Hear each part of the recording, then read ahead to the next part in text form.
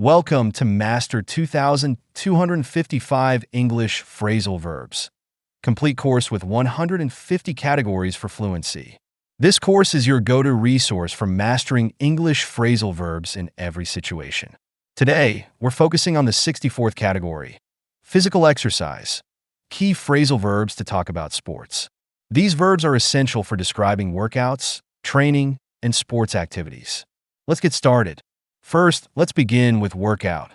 This phrasal verb means to engage in physical exercise. For example, she works out at the gym every morning, or he's working out to improve his strength. Next is warm up. This refers to preparing your body for exercise by doing light activity. You might say, always warm up before starting an intense workout, or the team warmed up with a few stretches. Cool down describes light activity or stretching after exercise to help the body recover. For instance, don't forget to cool down after running, or she cooled down with some yoga poses. Take up means to start a new activity or sport. You could say he took up swimming to stay fit, or she's thinking of taking up tennis this summer. Build up refers to gradually increasing strength or endurance. For example, he's building up his stamina for the marathon, or the coach helped them build up their confidence. Drop out describes leaving an activity or competition before it's finished. You might hear he dropped out of the race due to an injury, or she dropped out of the team because of her schedule. Catch up means to reach the same level as others. For instance, he's training hard to catch up with the other players, or she's catching up after missing practice. Fall behind refers to not keeping up with others.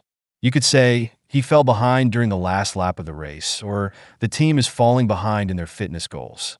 Push through describes persevering despite challenges or fatigue. For example, they push through the final set of exercises, or she's pushing through her limits to improve. Step up means to take on a challenge or responsibility.